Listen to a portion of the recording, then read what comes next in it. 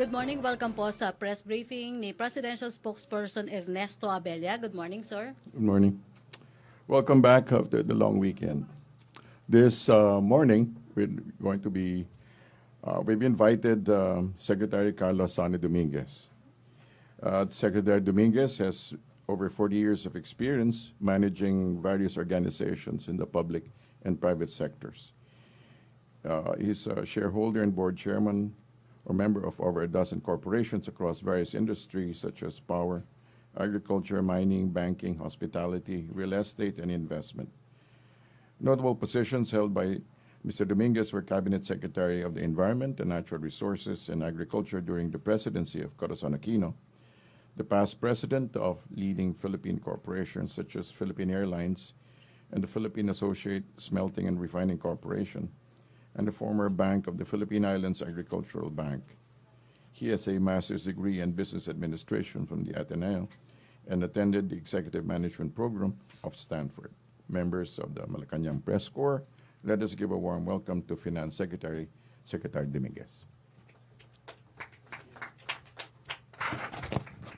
Good morning, ladies and gentlemen of the Malacanang Press Corps. It's nice to be here. This is my first time. I have a short statement to make, if you don't mind. Over the next 6 years, we expect increased public spending to further boost overall growth performance. We need to rapidly build new roads, railways, ports to decongest our cities and reduce the logistics costs for the most basic goods of our people. While doing this, we aspire to expand and deepen the financial system. We need to broaden public access to banks and capital markets, support small business industries with accessible credit, and raise capital for industry.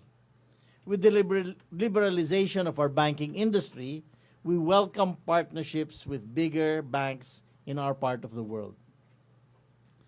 With the ASEAN financial integration, there is now an opportunity to take advantage of the regional population of more than 600 million people, to raise the production frontier and multiply our economies of scale.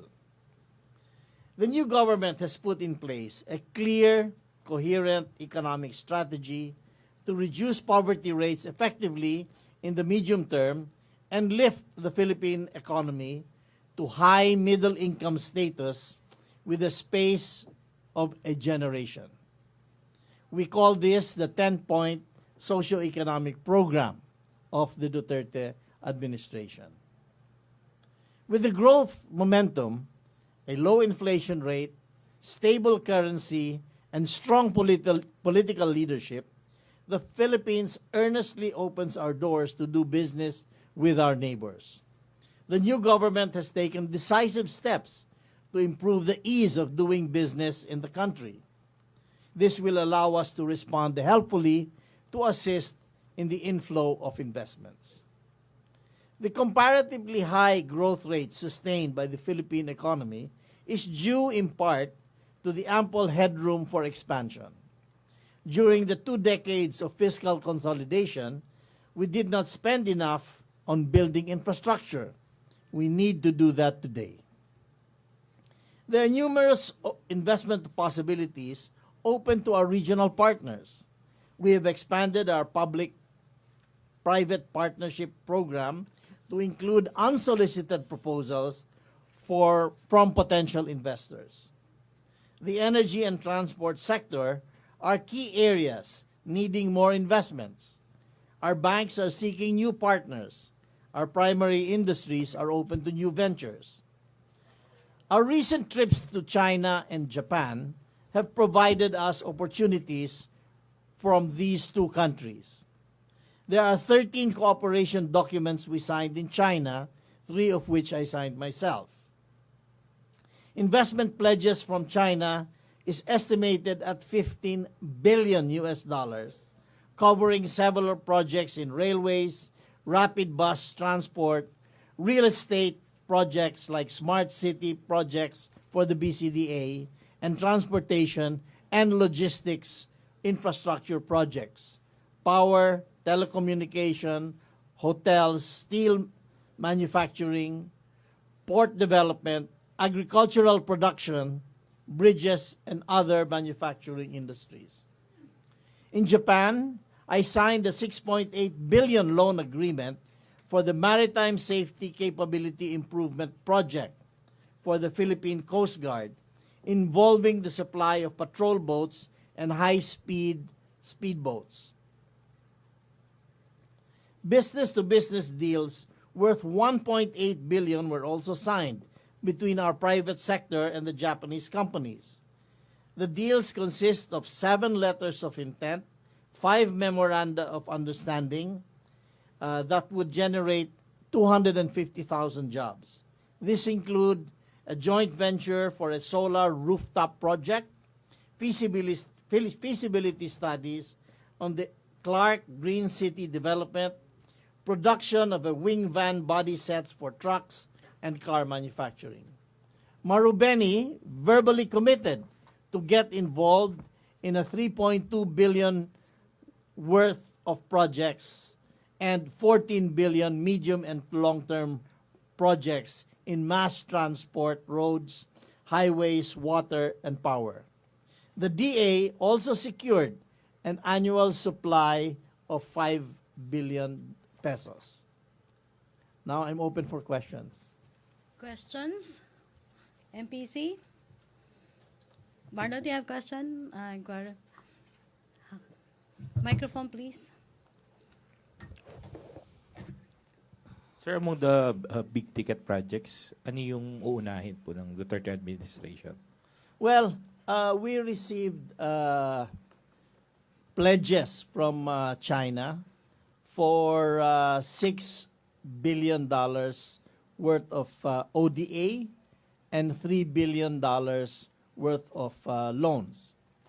Of course, you know, this is the first time we are doing ODA or official development assistance with China, so we don't have a complete list of projects yet. However, they have we have not submitted to them yet the projects. However, among the projects in our pipeline are a big irrigation project in the ARM in Mindanao. We have the 200 billion peso project for a railway from Manila to Bicol. And we have, of course, a lot of infra projects within the Greater Manila area. But our projects really are going to be aimed outside of Greater Manila area because we want to create jobs for people there, good jobs, so that we can reduce poverty in those areas. The infrastructure projects outside of Metro Manila will also connect the farmers and small businessmen in the outlying areas to the main consuming areas of Manila. So those are the projects, as I mentioned, for the China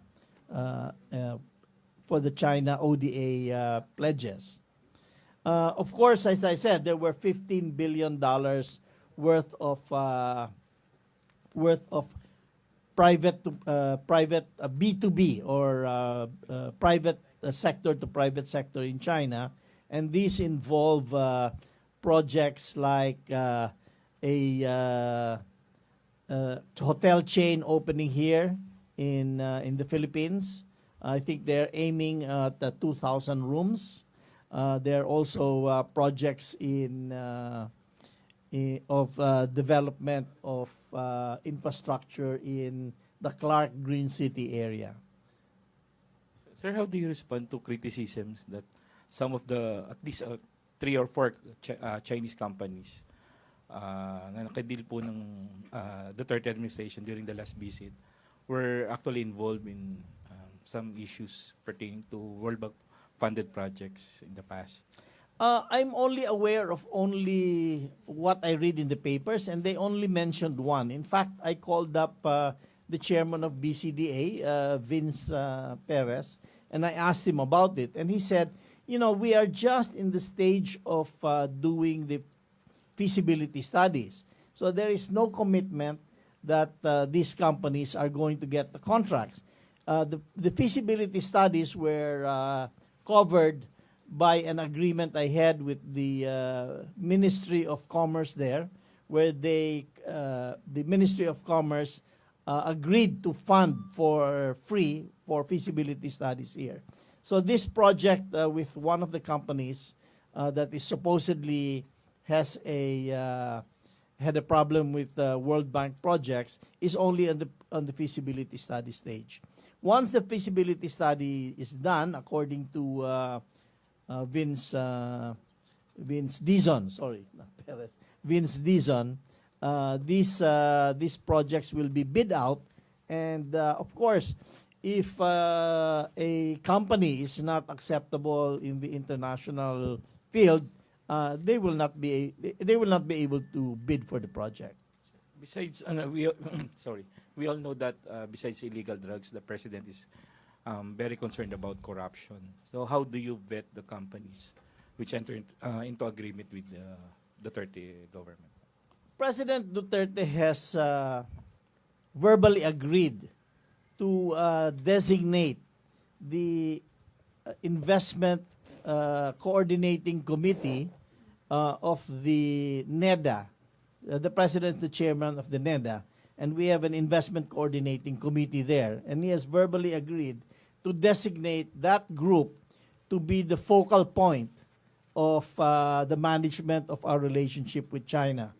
Once the president has actually signed an order to do that, the ICC will go to China and ask the Chinese government to designate a single focal point also in China, so that the dealings can be government to government. And the ICC will ask the Chinese government to designate and accredit the companies that they believe can do the projects, to accredit them so that the Philippine side will know which companies to deal with in China. Thank you. Laila? Yes. Good morning. Sir, the U.S. has reportedly stopped the sale of firearms to the Philippines because of concerns over human rights. Do you have concerns that actions like these would extend to business deals, trade agreements because of Philippines? And what are you going to do, or what do you plan to do to ensure trade and commerce between the two countries won't be affected? Well, first of all, I just know what I read in the papers about the supposed concern of the U.S. And its effect on the sale of the firearms. First of all, my understanding is that the Senator Cardin, I think that's his name, has indicated concern. But I don't believe he has said he will stop it. I think their system in the U.S. is the same as here, where a senator can express concern, but that doesn't necessarily stop the deal. So I'm not really sure. I just know what I read in the papers. Secondly, I'm sure the police chief will, the police general will report this to the cabinet in our next meeting. The next point I want to bring out is that there are many business transactions between the Philippines and the U.S. And actually, these business transactions are really based on mutual benefit to each other. And I think they will continue if there is a mutual benefit. If the USA, manufactures, like for instance, Texas Instruments, they have a big manufacturing facility in Baguio. I think they will continue manufacturing here if the Baguio facility is cost efficient. Now, if it's not cost efficient, well, that's something else. I don't know exactly how these policies of the government will affect, government on both sides will affect the business decisions. I have scheduled a meeting with the American Chamber of Commerce. I think it's supposed to be on Saturday. I'm not sure though if they have agreed to the meeting, but we're open to meeting with them and discussing with them all their concerns. Sir, do you think the new foreign policy of the administration will change their attitude toward doing business or investing in the Philippines? You know, I had a talk with the State Department officials informally, and in my discussions with them, they encouraged us to have a good relationships with China, with Japan, with all our neighbors. In fact, the U.S. State Department official mentioned to me that they have a very good relationship, but complicated relationship with each of these countries. You know, we are in discussions with everybody. I think the new policy of the president is to open doors to all. And his economic policy, particularly with regards to China, is very sound. You know, China has a population of 1.3 agricultural products, as well in the future as manufactured products. So it makes sense for us to have a good relationship with them, just as the U.S. has a good relationship with them, and so have the Europeans. Sir, last na lang, on another topic, the Japanese businessmen said they are looking forward to the lifting of economic restrictions in the Constitution so that they could invest here. Do you have a timeline on when you want this to happen, so to maximize their interest in investing in the Philippines? Actually, there are two ways we can lift the restrictions in the Philippines. One is there are administrative restrictions. It's called a negative list. And these are areas where administratively the government does not allow more than X amount of percent of foreign ownership. And the window will open for us to review that in May of 2017. And certainly the economic team is going to look at lifting administratively some of those restrictions. The other restrictions are restrictions that are from our Constitution. Now, that takes a little more doing, and frankly, we cannot put a timeline on it since this will be done in cooperation with the Congress of the Philippines, because they have to either, one, constitute themselves as a constituent assembly, or two, they will call a constitutional convention. So either way, it's not going to happen tomorrow. It's going to take a bit of time. Now, according to the president, he wants to open all areas of the economy to foreign investment, with the exception of land, which is a very cultural and touchy issue. So I hope I answered your question there. Questions? JP Bencito, Manila Standard. Microphone, please. Thank you. Hi sir, good morning. Sir, sir, meron na po ba tayong listahan ng administrative restrictions that we're eyeing to remove for next year, yun doon sa May 2017 na meeting po ninyo? We will have that list in about a month's time. The department is going over that list first, and then we will discuss it with the members of the economic team of the president, which includes NEDA, the budget, and the line departments such as the OTR, Department of Public Works and Highways, and Department of Agriculture, etc. So we don't have a definitive list yet at the moment. But as I said, in May of 2017, the window for reviewing this will be definitely open. Sir, on another topic po. Sir, the peso has been on a slide for it's the 7-year low. It's 48.61 last October. Sir, do we see this as a weakening of the peso now that the president's statements are veering towards separation with the United States and dealing with other partners, sir? As you know, there have been talks about the U.S. increasing the U.S. central bank, which is called the Fed, increasing their interest rates. And actually, with speculation such as that, practically all currencies in the world have slid against the U.S. dollar. The Philippines, in the last month, actually from September 21 to October 28, went down by 1.5%. The Thai baht went down by 1%. The yen went down by 3.5%.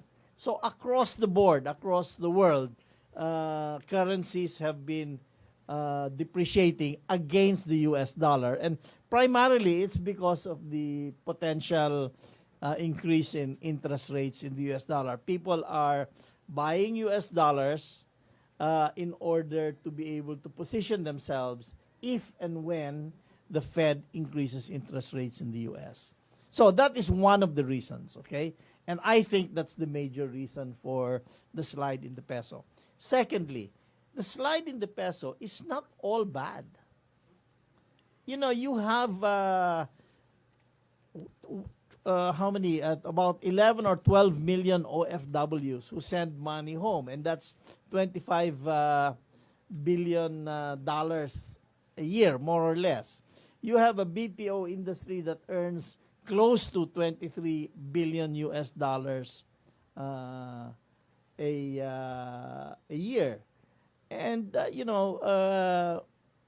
when the peso slides, let's say 50 centavos, that means to say you have 25 billion more pesos in the Philippines for people to spend, for people to buy condominiums, for people to spend for education for their children. So it's not all bad. Agricultural products that are exported will certainly benefit. So it's not a slide in the peso. It's not necessarily a bad thing. Benji Liwanag, DCBB. Sir, good morning. Good morning. Sir, on the infrastructure project, which is one of the trust of the Duterte administration for public spending, now will this not affect again our problem in traffic, especially in Metro Manila, while we're waiting, while the president still wait for the emergency powers from the Congress?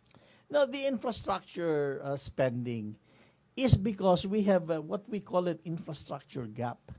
You know, the amount of infrastructure that we need in the Philippines is really tremendous. Okay, you just go outside of Metro Manila.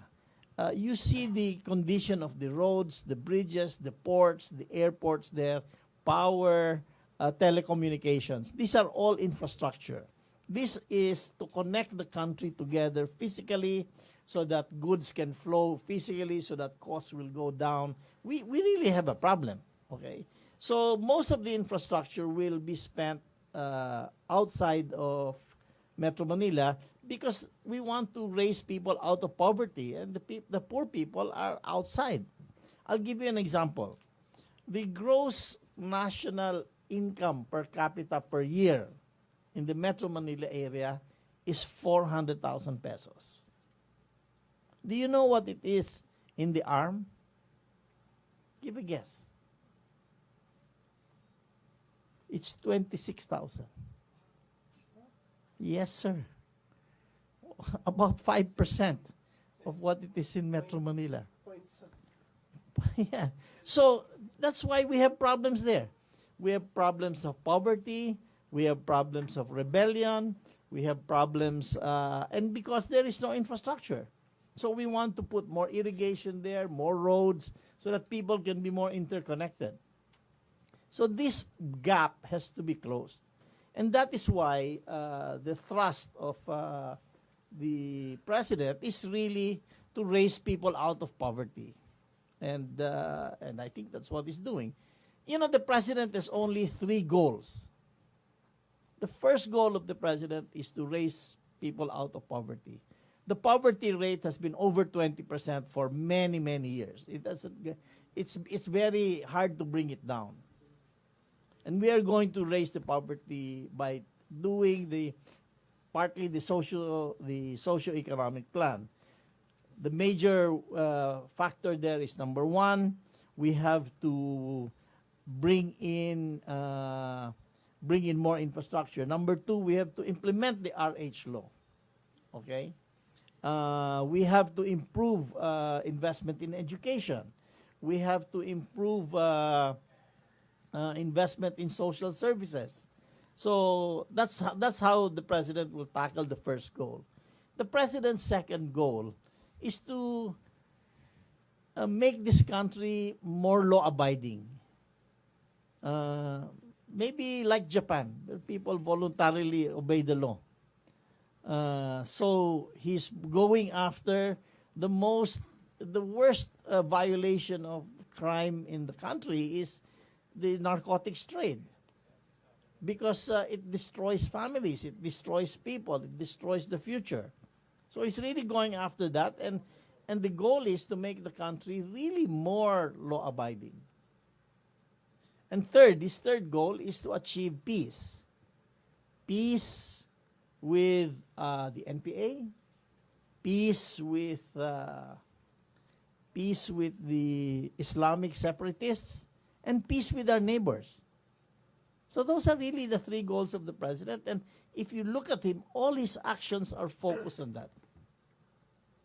Sir, next, BPO is asking an audience with the president. Yes. Kailan po mangyayari ito? I'm not the one who schedules the president, but I'm sure it will happen. Now, I understand other groups like the Makati Business Club have also been asking for audiences with the president.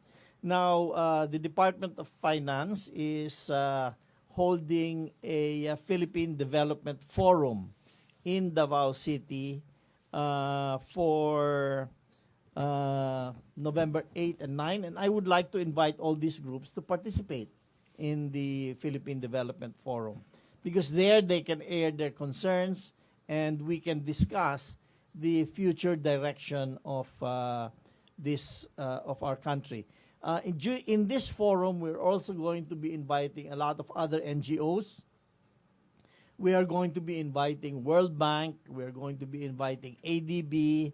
We're going to be inviting foreign embassies, so that we can all discuss with the international and the local community the direction of the Philippine economy. And the groups such as the one you mentioned are welcome to participate. Thank you very much, sir. Thank you. Ian, microphone. Thank you. Hello po, sir. Do you have any idea po kung kailan po magre-reconvene yung LEDAC and kung ano po yung mga agenda? Soon, I hope. Soon, because we have a lot of pending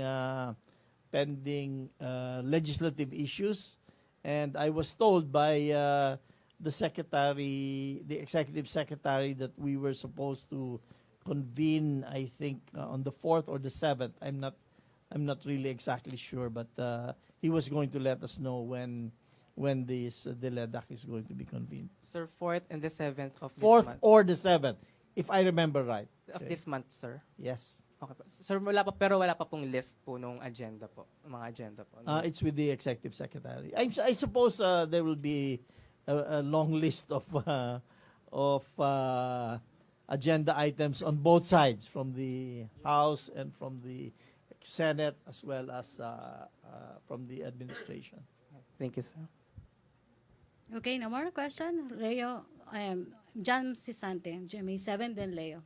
Sir, just going back to what you mentioned earlier about the scheduled meeting with the American Chamber of Commerce, may we know what some specific items on the agenda? They that asked for the everyone pushes meeting. through? Okay.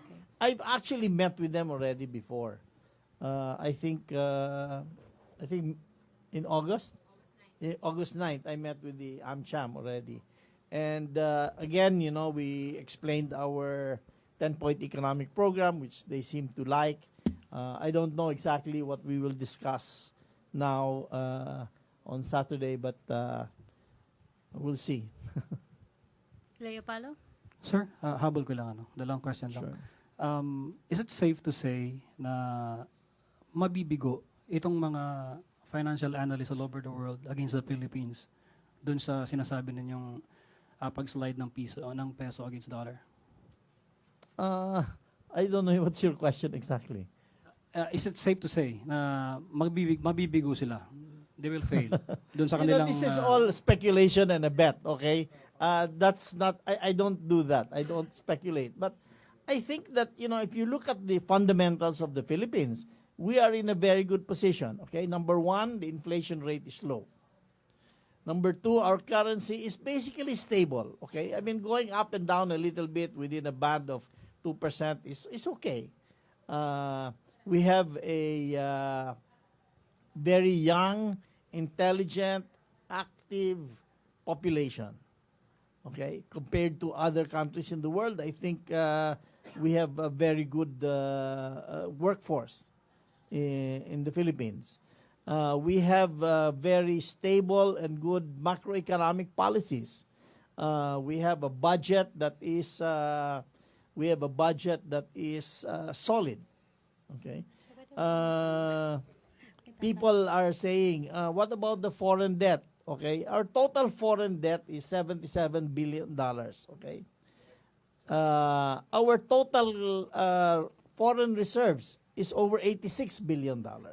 So I don't think there's too much to worry about. Okay, next, our total foreign debt right now is roughly 43% of our GDP.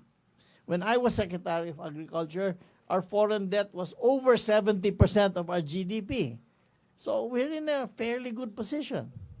Anyway. So baliwala po yung kanilang mga sinasabi, yung pinang basis that dahil doon sa inaaway ng Pangulo natin. When you look at the fundamentals, it's really hard to see where we could go wrong, okay? Okay, sir. Last na lang, sir. Yeah. Under mo po ang Customs and BIR. Ano Yes. pong marching order niyo for this last quarter? Collect.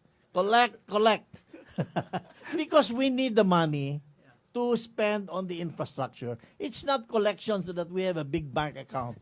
We have to collect to spend on infrastructure. You know, when there is no infrastructure, people suffer. Okay? When you have a traffic situation like in Manila because of lack of infrastructure, the cost, according to JICA 2 years ago, the cost was 2.6 billion pesos a day. So that we cannot afford that. We better spend the money. But to spend the money, Captain Faldon has to collect, and Commissioner Dulay has to go out there and collect as much as he can. Thank you. Okay. Henry? Yeah, Secretary, just a follow-up dun sa tanong lang po ni Leo.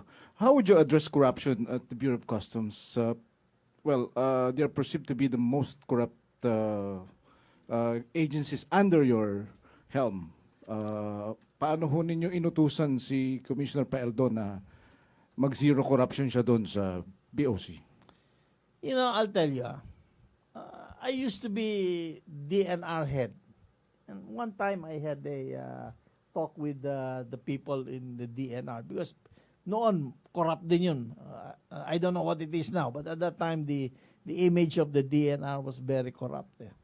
So, you know, we were talking of corruption and everything. And one of the guys raised their hand and says, alam mo nyo, kami, we are like a river.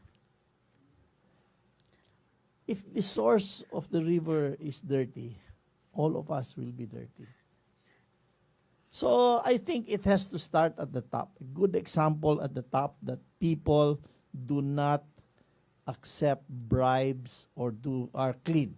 I think the leadership factor is very important, number one.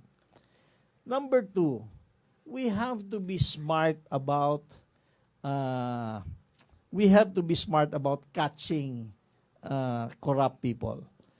You cannot always catch them like, playing cops and robbers.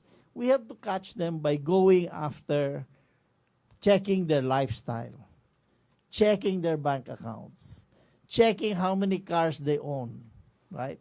We have to do forensic analysis. That's why part of our legislative agenda is to make sure that the laws or the privacy laws on bank accounts will allow the government to look into the bank accounts of people that have very strong evidence of corruption or tax evasion. If we do not do that, we can hardly catch them. So we are going to ask the legislature to please loosen up to allow the government to look into the bank accounts of people suspected of corruption, tax evasion, and crimes like that. So, Secretary, ipapa-lifestyle check nyo ang mga taga-Bureau of Customs? Absolutely. Okay, thank you. Thank you, Henry. Thank you, Secretary Dominguez. Presidential Spokesperson Ernesto Abella. Thank you very much.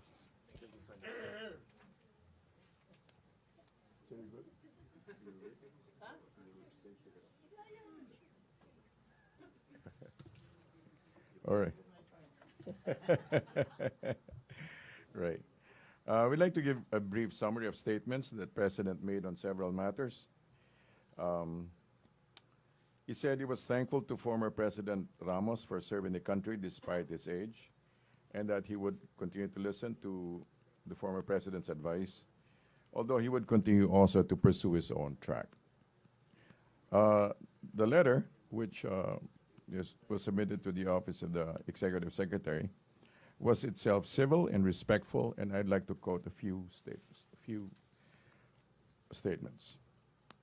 Given that your state visit to the PROC was officially wide-ranging, which has resulted in renewed bilateral relations between our two countries, kindly allow me to step down as the special envoy of the President to high middle-income status with the space of a generation.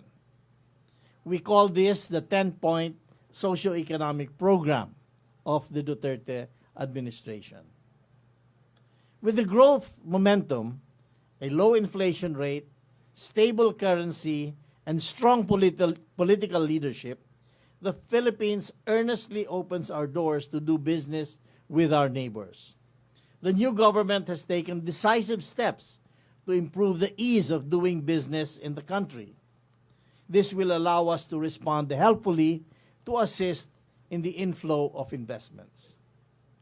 The comparatively high growth rate sustained by the Philippine economy is due in part to the ample headroom for expansion.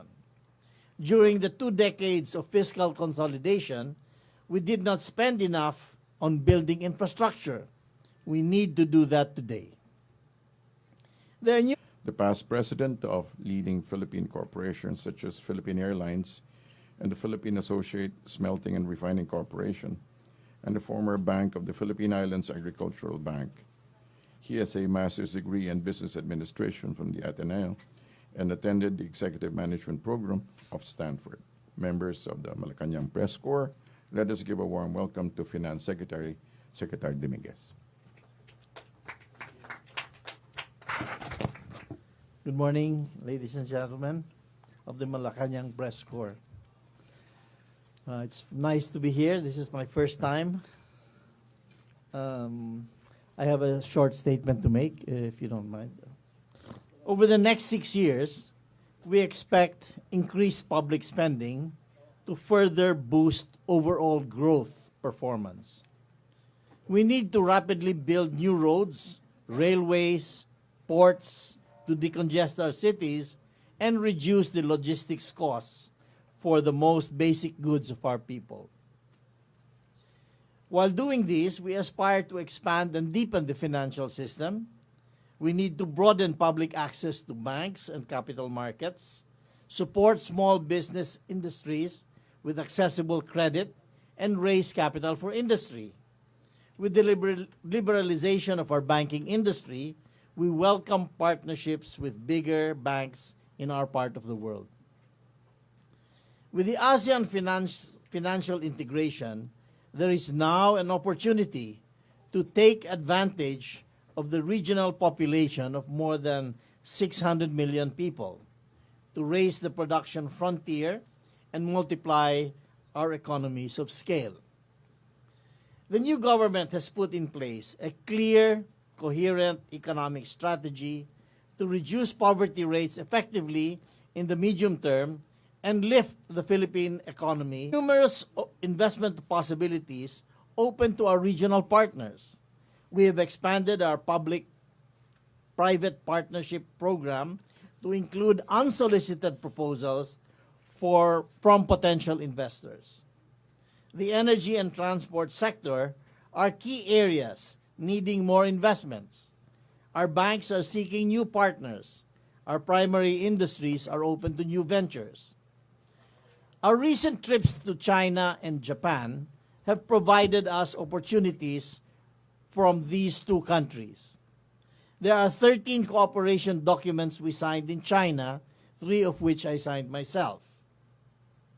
Investment pledges from China is estimated at $15 billion, covering several projects in railways, rapid bus transport, real estate projects like smart city projects for the BCDA, and transportation and logistics.